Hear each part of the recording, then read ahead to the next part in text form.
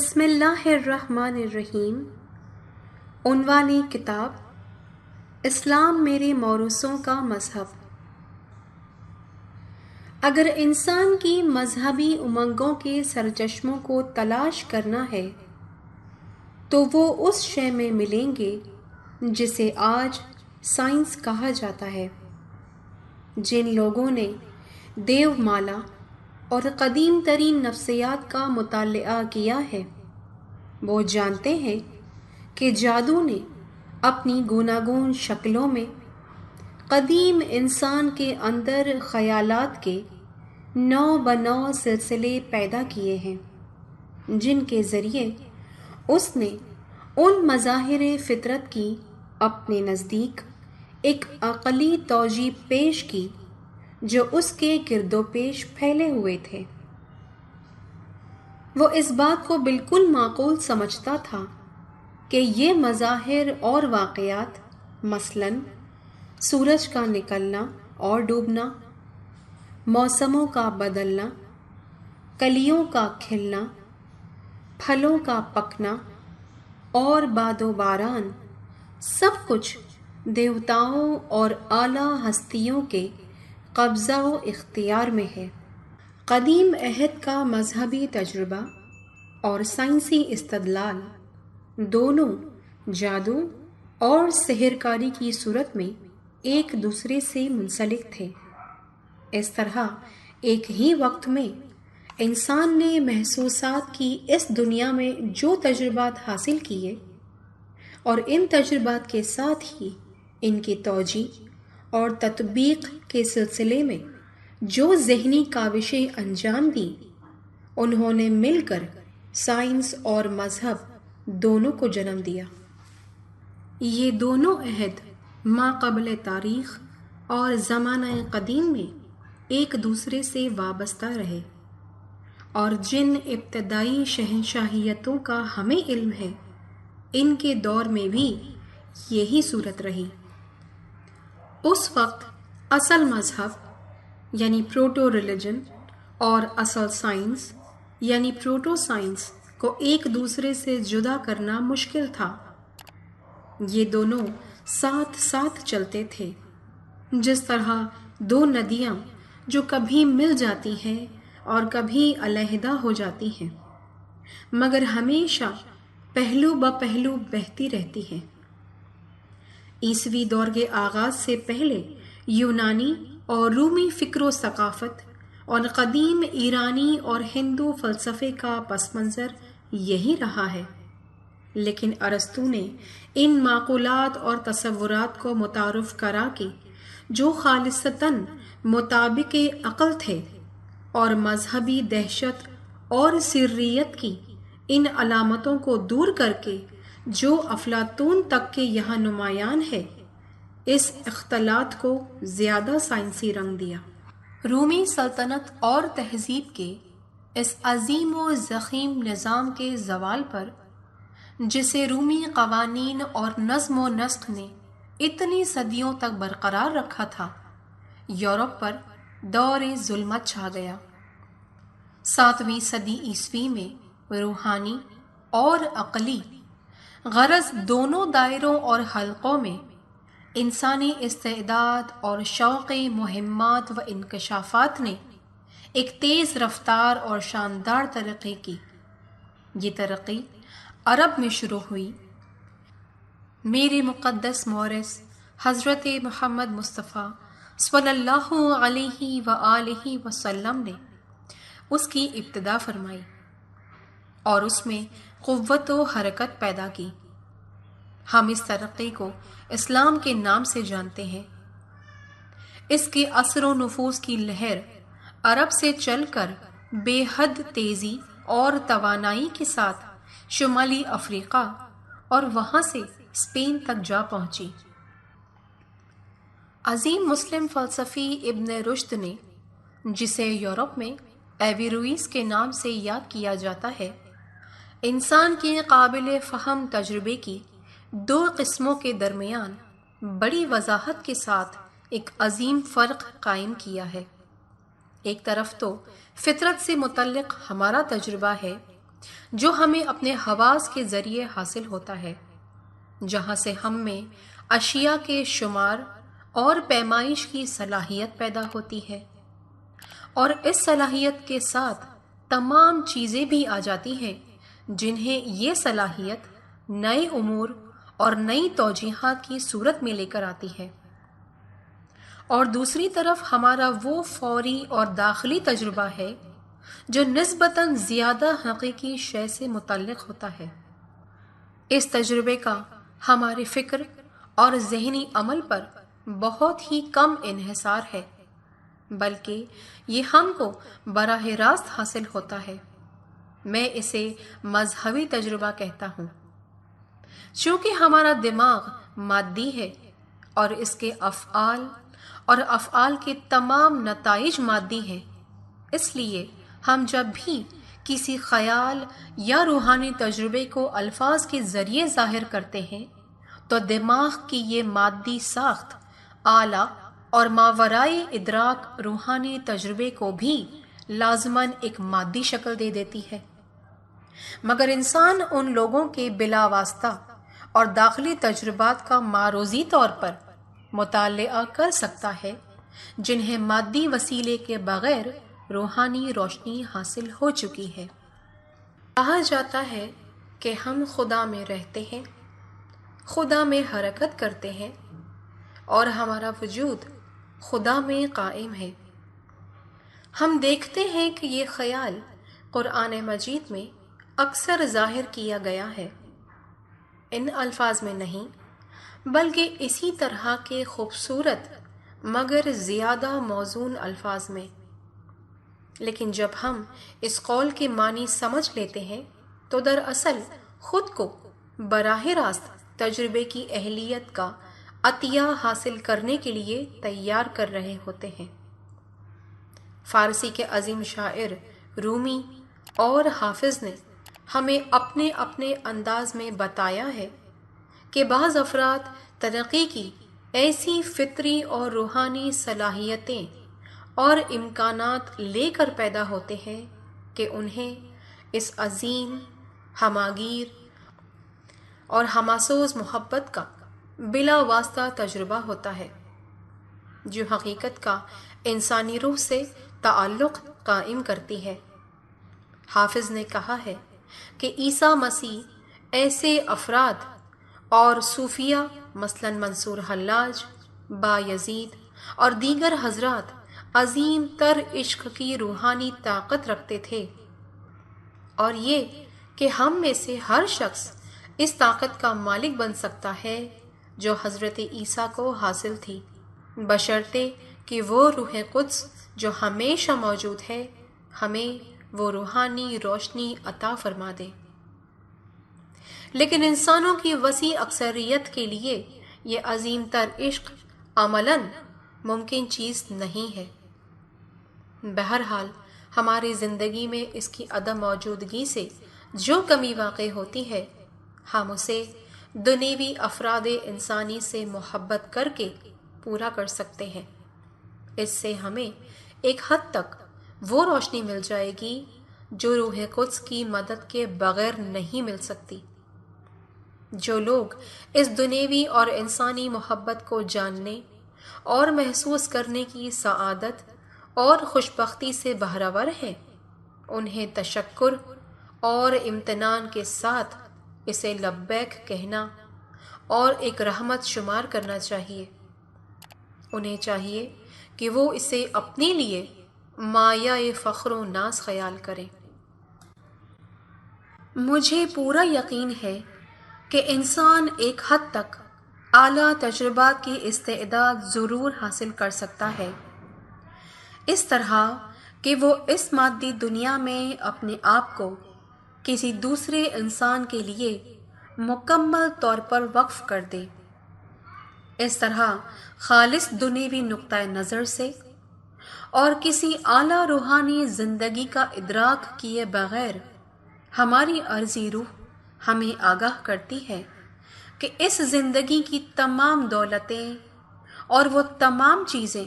جو شہرت، مال و زر اور صحت سے حاصل ہوتی ہیں، اس خوشی کے مقابلے میں کوئی حقیقت نہیں رکھتی جو محبت کے باعث وجود میں آتی اور باقی رہتی ہے۔ محبت جو ایک انسان دوسرے انسان سے کرتا ہے، ہم جب اپنے ساتھیوں اور دوستوں میں بیٹھے ہوں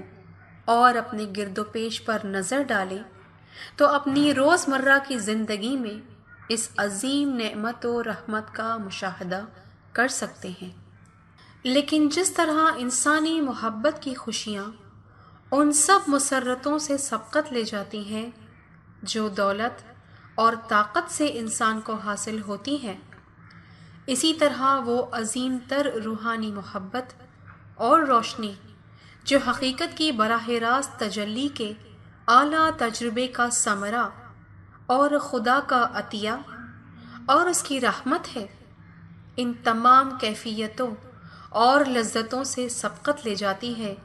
جو بہترین اور خالص ترین انسانی محبت سے حاصل ہوتی ہیں۔ ہم سب کو اس عطیے اور نعمت کے لیے ہمیشہ دعا مانگنی چاہیے۔ اب مجھے یقین ہے کہ انسان اسلام خدا کے اس نصب العین کے ذریعے جو مسلمانوں نے پیش کیا ہے، یہ بلا واسطہ تجربہ حاصل کر سکتا ہے۔ یہ تجربہ جس کی تشریح الفاظ کے ذریعے نہیں کی جا سکتی، لیکن جو انسان کے لیے قطعی اور یقینی امور میں سے ہے۔ میں نے اس قسم کے تجربے پر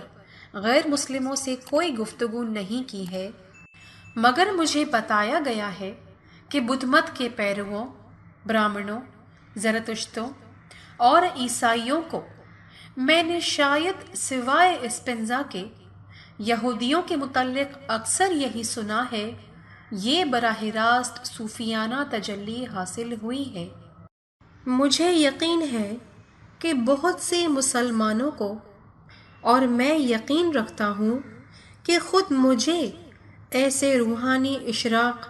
اور عرفان کے لمحات حاصل ہوئے ہیں جن کا علم دوسروں تک نہیں پہنچایا جا سکتا، اس لیے کہ یہ ایک وہبی شے ہے، اکتسابی نہیں۔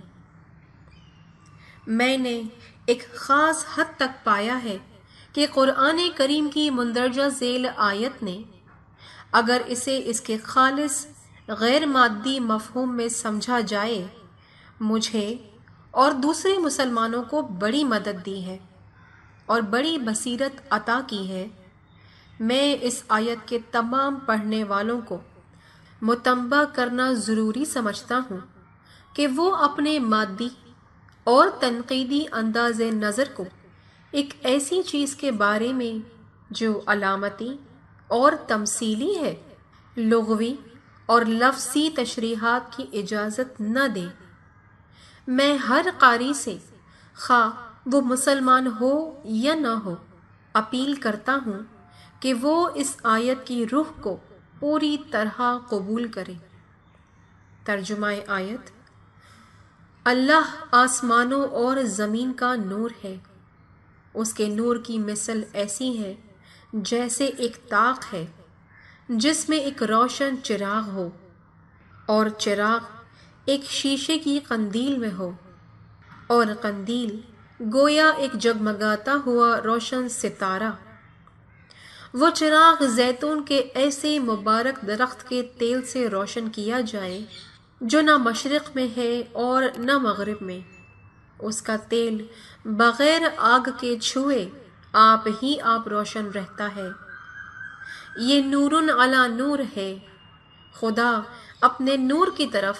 جسے چاہتا ہے ہدایت کرتا ہے۔ اللہ اپنے بندوں کے لیے مثالیں بیان کرتا ہے اور اللہ ہر چیز کو جانتا ہے۔ حوالہ قرآن، سورہ نور، سورہ نمبر 24 کی آیت نمبر 35۔ اپنے ذاتی عقائد کے اس مختصر بیان کے بعد اب میں حتی المقدور اسلام کی مختصر اور غیر نزاعی تشریح و تعبیر پیش کروں گا جو آج کل سمجھی اور برتی جاتی ہے۔ نوع انسانی کی موجودہ حالت اپنے تمام خطرات اور مبارزت طلبیوں کے باوجود یقیناً یہ امکان بھی رکھتی ہے کہ مختلف قوموں کے درمیان نہ صرف مادی امن قائم ہو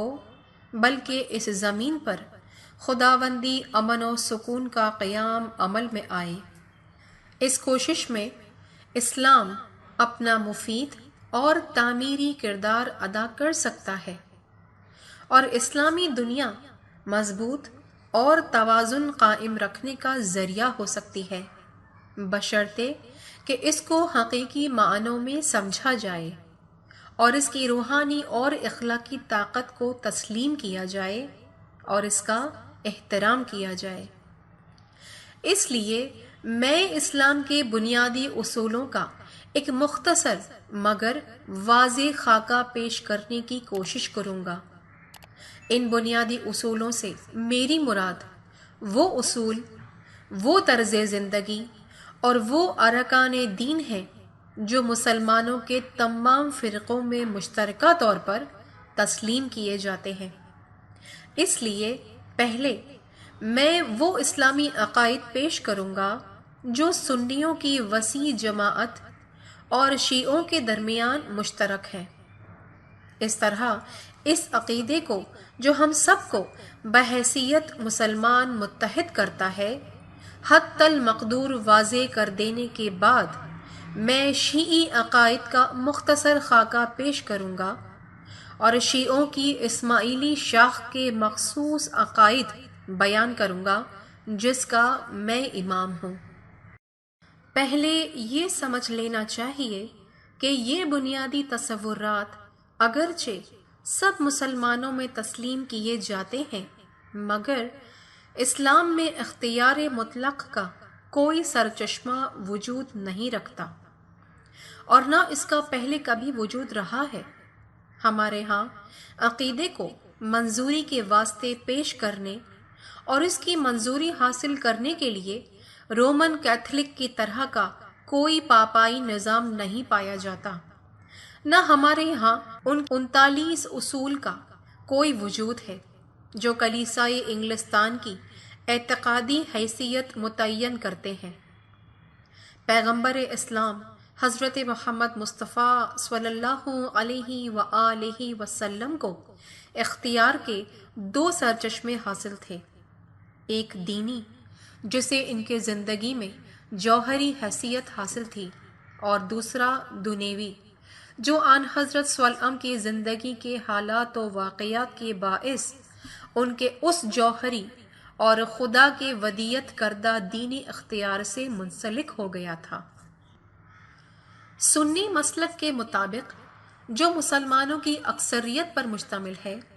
رسول اللہ صلی اللہ علیہ وسلم کا مذہبی اختیار ان کی وفات کے ساتھ ہی ختم ہو گیا اور انہوں نے اپنے دنیوی اقتدار کا کوئی جانشین مقرر نہیں کیا۔ سنی تعلیمات کے مطابق رسول صلی اللہ علیہ وسلم کے وفاداروں، صحابیوں اور ایمان رکھنے والوں نے ابو بکر کو ان کا خلیفہ اور جانشین چن لیا، مگر ابو بکر نے صرف ملکی اور غیر دینی منصب اختیار کیا۔ یہ اختیار کسی کو حاصل نہ تھا کہ وہ اس مذہبی فضیلت کا جانشین بنے جو براہ راست خدا کے الہام اور وحی پر منحصر تھی، کیونکہ رسول صلی اللہ علیہ وسلم اور قرآن نے قطعی طور پر یہ بات ظاہر کر دی تھی کہ محمد صلی اللہ علیہ وسلم خدا کے آخری رسول ہیں۔ پس سنی کہتے ہیں کہ پوپ کی طرح کا کوئی منصب متعین کرنا ممکن نہ تھا۔ یہ بات مسلمانوں پر چھوڑ دی گئی کہ وہ قرآن، سنت رسول صلی اللہ علیہ وسلم اور احادیث کی تشریح کریں، نہ صرف اسلام کو سمجھنے کے لیے بلکہ اس کے ارتقاء کو صدیوں تک یقینی بنانے کے لیے۔ خوش قسمتی سے قرآن نے خود اس کام کو آسان کر دیا ہے، کیونکہ اس میں کتنی ہی ایسی آیتیں ہیں جو بتاتی ہیں کہ خدا انسانوں سے تشبیہی اور تمثیلی انداز میں خطاب کرتا ہے۔ اس طرح قرآن نے ہر قسم کی تفسیر و تعویل کے امکانات کا دروازہ کھلا چھوڑ دیا ہے، اور کوئی مفسر اور تعویل کرنے والا کسی دوسرے کو غیر مسلم ہونے کا الزام نہیں دے سکتا۔ اسلام کے ایک بنیادی اصول کا کہ قرآن تشبیہی تعویل و تفسیر کے لیے ہمیشہ کھلا ہوا ہے، ایک خوشگوار نتیجہ یہ ہے کہ ہماری مقدس کتاب خارجی اثرات کے تحت عائد ہونے والے ذہنی احوال و حدود کے مطابق ہر صدی میں اپنے ماننے والوں کی رہنمائی کرنے اور ان کے خیالات کو روشن کرنے کے قابل رہی ہے۔ یہ بات مسلمانوں میں بڑی وسیع القلبی پیدا کرتی ہے، کیونکہ کسی سخت اور خشک قسم کی تعویل نہ ہو سکنے کی وجہ سے مسلمانوں کے تمام مکاتب فکر اس دعا میں شریک ہو سکتے ہیں کہ وہ قادر مطلق اپنی بے کران رحمت سے عقیدے کی اس غلط تعویل کو معاف فرمائے جو ناواقفیت اور غلط فہمی کی وجہ سے ہو گئی ہو۔ میں اپنے مغربی قارئین کے سامنے نہ تو اسماعیلی عقیدہ پیش کرنے کی کوشش کر رہا ہوں جس سے میرا تعلق ہے، اور نہ شیعہ عقائد، نہ مجھے اسلامی تصوف کے اس مکتبہ فکر پر کچھ کہنا ہے جس سے جلال الدین رومی اور بایزید بستامی ایسے لوگ تعلق رکھتے ہیں، اور نہ ان چند جدید سنی مفسروں کے خیالات پیش کرنے ہیں جو بعض عیسائی فرقوں کی طرح قرآن میں ایسی لفظی ہدایت تلاش کرتے ہیں جیسی مذکورہ فرقوں کے عیسائی عہد نامہ قدیم اور عہد نامہ جدید میں تلاش کرتے ہیں، بلکہ میں سنی فکر کے اس خاص اور مرکزی بہاؤ کے متعلق کچھ بتاؤں گا جس کا سرچشمہ غزالی رحمۃ اللہ علیہ کے قائم کردہ مکتبہ فکر میں ملتا ہے، اور جس کا اثر اور جس کی تعلیمات صدیوں تک جاری رہی ہیں۔